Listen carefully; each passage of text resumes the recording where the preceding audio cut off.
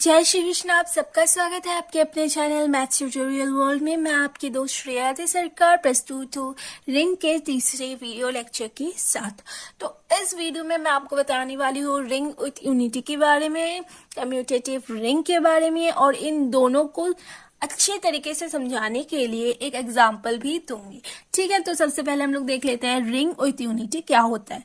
ठीक है, तो if a ring R has an identity element with respect to multiplication, then R is called ring with unity. तो सबसे पहले यहाँ पे इम्पोर्टेंट है कि रिंग क्या होता है। ठीक है, रिंग का डेफिनेशन मैंने अपने फर्स्ट वीडियो लेक्चर में दिया हुआ है। आपने अगर नहीं देखा है तो डिस्क्रिप्शन में दिए गए लिंक के थ्रू पहले आप रिंग का डेफिनेशन देखिए, उसके बाद ही ये वीडियो देखिएगा। ठीक है, अब बात है कि यहाँ पे रिंग विथ यूनिटी का मतलब क्या बताया गया है। यहाँ पे बताया गया है कि सबसे पहले हम एक सेट लेंगे आर मान लेते हैं, उसको हमें पहले रिंग शो करना है। उसके बाद रिंग के साथ रिंग का जो कंडीशन है उसके साथ एक एडिशनल कंडीशन होगा, लगेगा उसमें एक एडिशनल कंडीशन। अगर वो कंडीशन फुलफिल करता है तो हम क्या बोल सकते हैं कि ये जो आर है ये रिंग विथ यूनिटी है। ठीक है, तो एडिशनल कंडीशन क्या है मैं वो बताने वाली हूँ आपको। वो एडिशनल कंडीशन है an identity element with respect to multiplication. ठीक है, आप बिल्कुल कंफ्यूज मत होइएगा। मैंने आपको पहले बताया है कि रिंग में जो है आइडेंटिटी होता है। ठीक है, आप सोच रहे होंगे कि रिंग में तो आइडेंटिटी होता है, फिर एडिशनल कंडीशन कैसे है। बट मैंने वहां पे बताया था कि रिंग में आइडेंटिटी किसके रिस्पेक्ट में होता है, एडिशन के रिस्पेक्ट में होता है। बट यहाँ क्या बोला गया है, यहाँ पे रिंग विथ यूनिटी होने के लिए विथ रिस्पेक्ट टू मल्टीप्लीकेशन की जरूरत है, not with respect to addition. Obviously ring तो होने के लिए चाहिए, उसके अलावा भी हमें क्या चाहिए, identity element with respect to multiplication. Okay, फिर हम देखते हैं कम्यूटेटिव रिंग। कम्यूटेटिव रिंग क्या होता है, in a ring R if a dot b is equal to b dot a for all a b belongs to r, then r is called commutative ring। तो इसमें क्या बोला गया है कि कोई भी रिंग R अगर उसका एक additional condition that is a dot b equal to b dot a, ये कम्यूटेटिविटी का कंडीशन है, अगर ये फुलफिल हो जाए तो हम उस रिंग को बोलेंगे कम्यूटेटिव रिंग। हर रिंग होने के टाइम, रिंग फॉर्म करने के टाइम, मतलब एक सेट को रिंग बताने के टाइम हम लोग कम्यूटेटिव प्रूफ किए थे, but with respect to addition, not with respect to multiplication. But यहाँ पे एडिशनल कंडीशन इसलिए है क्योंकि हमने यहाँ पे विथ रिस्पेक्ट टू मल्टीप्लीकेशन इसको क्या होना पड़ेगा, कम्यूटेटिव होना पड़ेगा। तब हम लोग क्या बोलेंगे कि R is a commutative ring. तो अभी इस चीज को और ज्यादा क्लियर होने के लिए मैंने यहाँ पे एक एग्जाम्पल लिया है।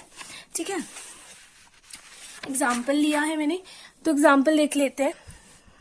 Show that z plus dot is a commutative ring with unity. तो हमें क्या शो करना है कि z प्लस डॉट एक कम्यूटेटिव रिंग है विथ यूनिटी। तो सबसे पहले हम लोग जो प्रॉपर्टीज आता है, जो कंडीशंस आता है विथ रिस्पेक्ट टू एडिशन, वो देख लेंगे। ठीक है, तो सबसे पहला कंडीशन है क्लोजर लॉ। तो हम लोग क्या करेंगे, दो एलिमेंट ले लेंगे z से, इंटीजर से। ठीक है, तो यहाँ से हम लोगों ने दो एलिमेंट ले लिया है। अगर इसको हम लोग प्लस करेंगे तो इक्वल करने के बाद हमें जो आंसर मिलेगा, तो वो चीज, वो जो एलिमेंट होगा इन दोनों को कंबाइन करने के बाद, तो वो एलिमेंट भी कहाँ एग्जिस्ट करेगा, z में करेगा। तो ये दिस इज ट्रिवियल, सो ये वाला प्रॉपर्टी फुलफिल करता है। ठीक है, फिर आता है एसोसिएटिव लॉ। तो हम लोग तीन एलिमेंट ले लेंगे अभी, और तीनों z से लेंगे, दैट इज इंटीजर से लेंगे।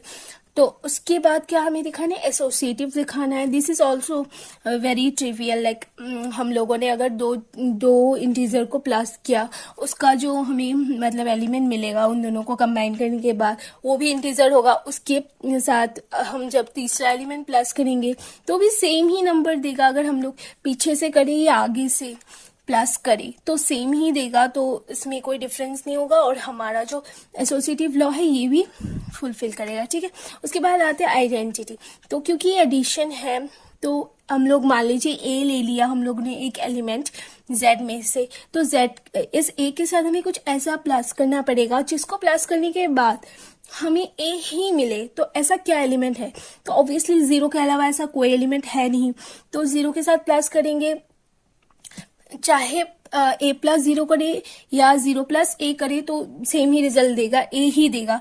तो हम क्या बोलेंगे, इसका जो आइडेंटिटी एलिमेंट है वो क्या है, जीरो है। ठीक है, अभी नेक्स्ट आ रहा है इनवर्स। ठीक है, तो इनवर्स में हमें शो करना है कि ऐसा कोई एलिमेंट है इस सेट में जिसके साथ अगर हम जिसको हम a के साथ प्लस करें तो वो ये आइडेंटिटी एलिमेंट दे। तो हमारे पास आइडेंटिटी एलिमेंट क्या है, जीरो है। तो हमें कुछ ऐसा चाहिए जिसके साथ ये प्लस हो जाए, a के साथ वो प्लस हो जाए तो जीरो दे। तो क्या है, हम लोगों ने क्या लिया, -a। तो कुछ भी एक ऐसा इंटीजर हम लोग z मतलब कुछ भी इंटीजर हम लोग ले ले, तो उसके साथ अगर उसका निगेटिव इंटीजर हम लोग प्लस करेंगे तो ऑब्वियसली जीरो देगा। तो वही इंटीजर जो निगेटिव इंटीजर हम लोग ले रहे हैं वही क्या होगा, इनवर्स ऑफ a होगा, यानी कि -a is A inverse of a। ठीक है, फिर आते हैं कम्यूटेटिव। तो इसमें ये भी बहुत इजी है, ये एकदम क्लोजर जैसा, तो मैं ये नहीं बता रही। ठीक है, उसके बाद आते हैं सारी प्रॉपर्टीज अंडर मल्टीप्लीकेशन। ठीक है, सबसे पहला है क्लोजर। सेम वैसा ही ट्रिवियल टाइप का क्वेश्चन है, ट्रिवियल टाइप का कंडीशन है। लाइक हम लोगों ने कोई भी दो इंटीजर ले लिया है, कोई भी एलिमेंट ले लिया है इंटीजर में से, उन दोनों का प्रोडक्ट करेंगे, क्या आएगा, इंटीजर ही आएगा। तो ऑब्वियसली क्लोजर फॉलो कर रहा है, सेटिस्फाई हो रहा है। ठीक है, उसके बाद आता है एसोसिएटिव लॉ। अगर हम लोग तीन एलिमेंट ले ले ए बी सी और तीनों का सबसे पहले दो का प्रोडक्ट करें, उसके बाद तीन का करें या थर्ड नंबर का करें, या फिर पहले पीछे से जो दो एलिमेंट है उनका करें, या उसके बाद फर्स्ट वाले के साथ मल्टीप्लाई करें, तो सेम ही तो रिजल्ट आएगा। तो ये भी एकदम ट्रिवियल है, इंटीजर तो आएगा ही और साथ में सेम रिजल्ट भी देगा।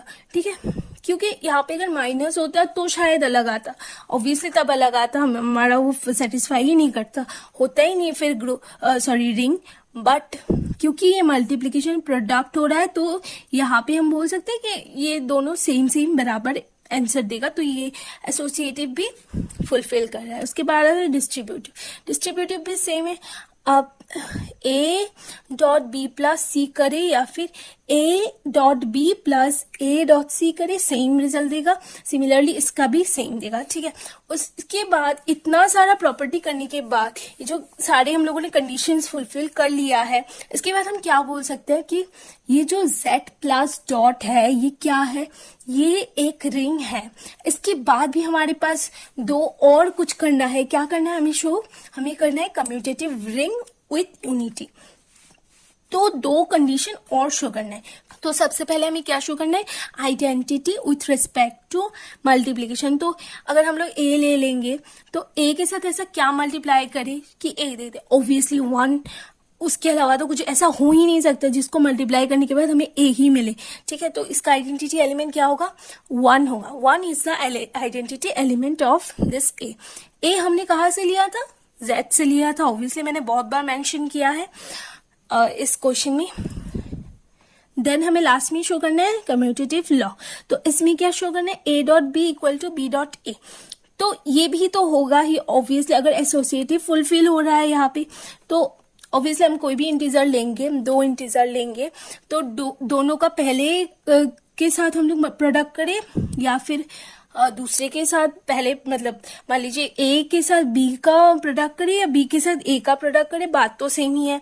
तो हम क्या बोलेंगे कि ये कम्यूटेटिव लॉ भी फुलफिल कर रहा है विथ रिस्पेक्ट टू मल्टीप्लीकेशन। तो हम क्या बोलेंगे, therefore z plus dot is a commutative ring with unity. So अगर आपको वीडियो अच्छा लगा तो अपने दोस्तों में शेयर कीजिए, लाइक कीजिए, और कोई भी डाउट हो तो कमेंट सेक्शन में कमेंट कीजिए। इसके अलावा रिंग की और भी वीडियोस मैं लेती आती रहूंगी। Till then stay tune to my channel. Thank you, bye bye.